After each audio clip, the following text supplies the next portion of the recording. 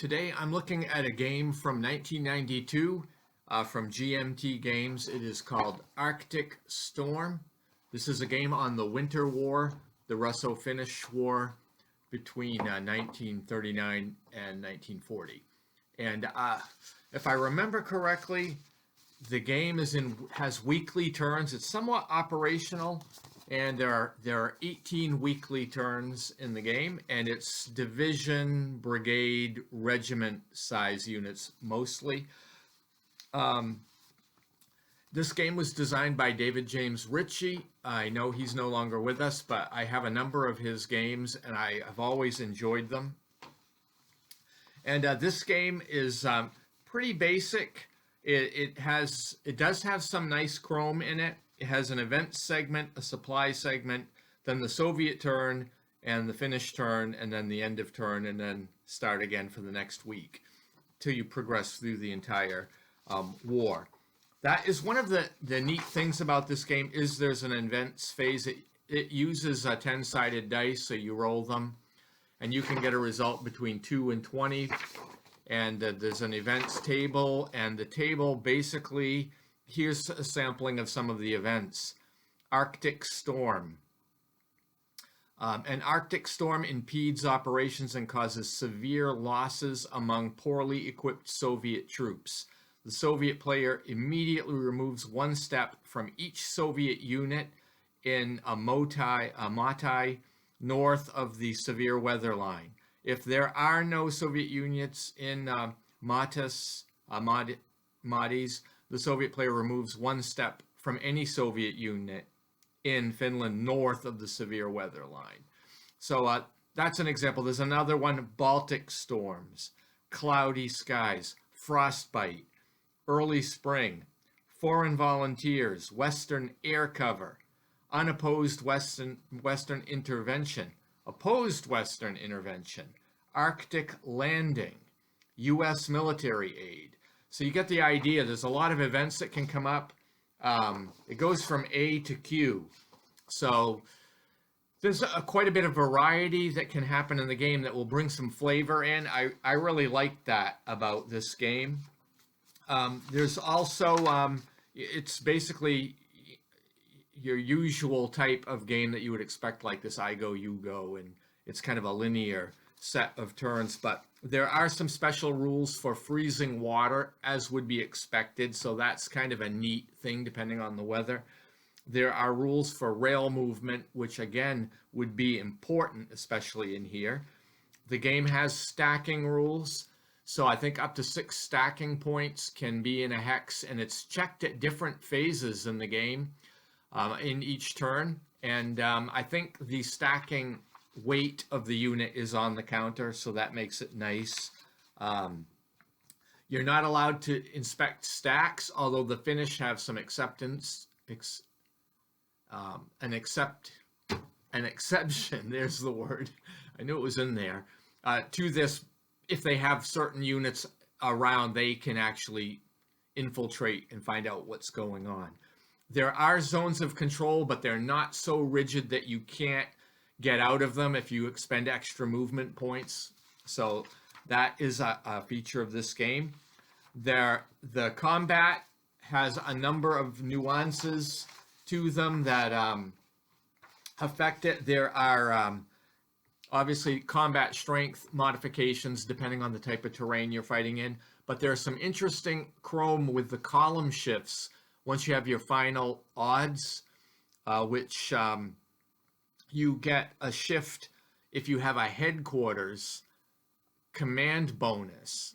So each headquarters has a potential to bonus a combat if it's got command control.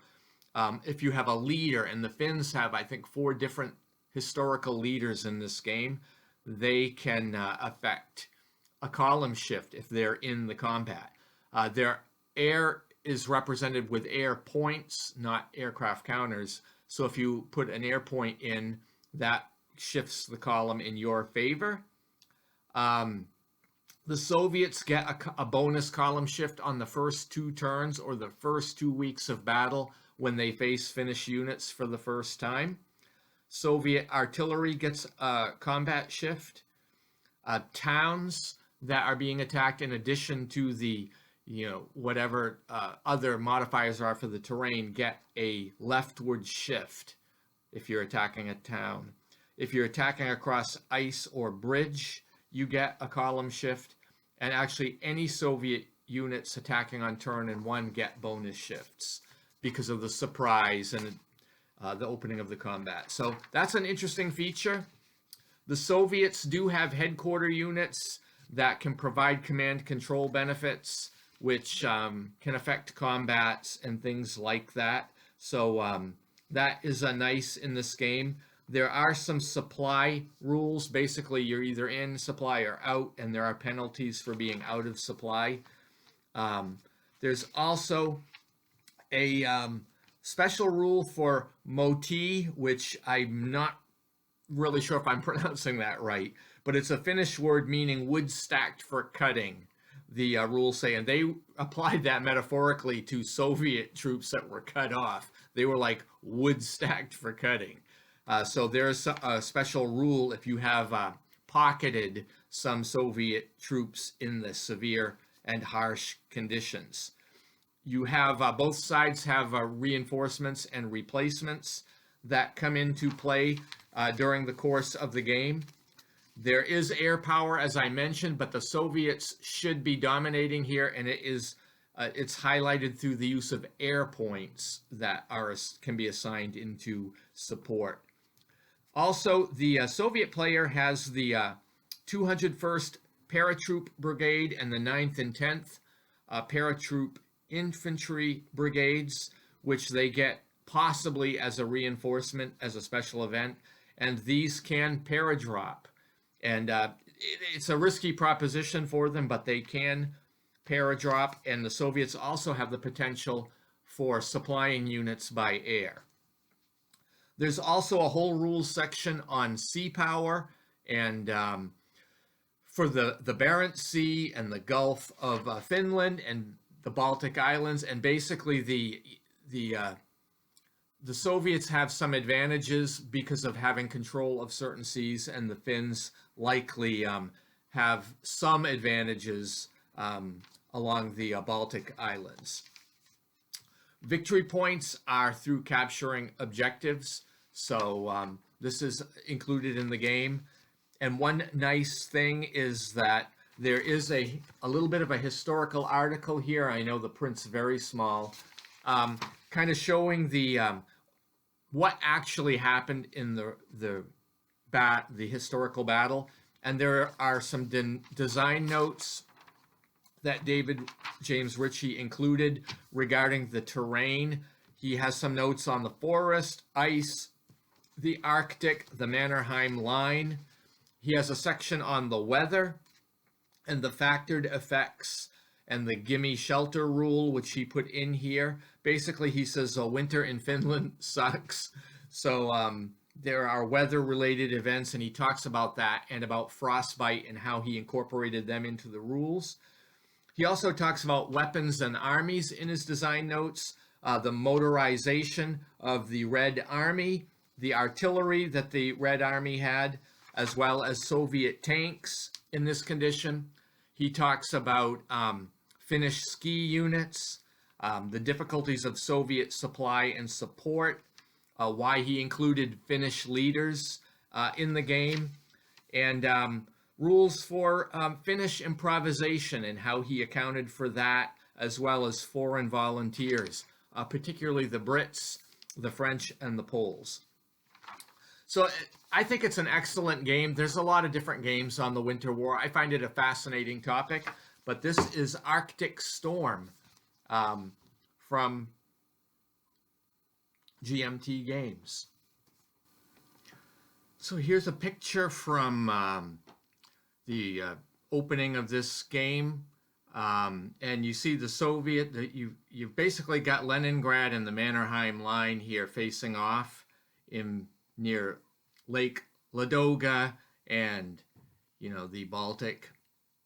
So those red hexes in Finland are the Mannerheim line, and you can see there's a border division there, from the Finns. It's not a division. It's a border battalion.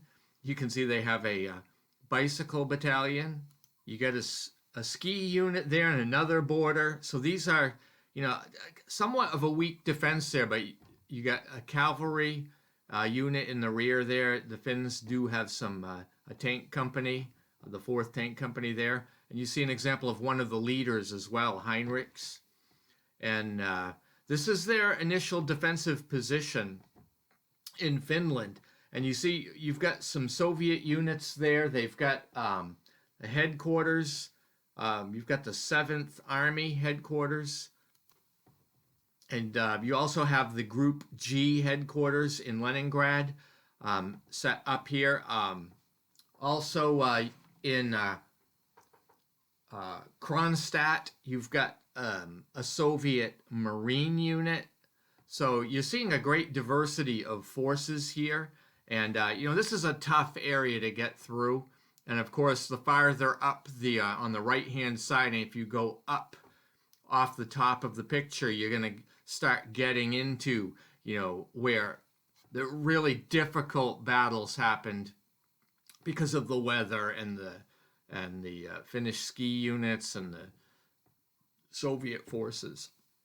Anyway, this is just a little bit of a look at the map and some of the diversity that you have and the flavor that you have in this game. Thank you for watching, and I hope you have a great day.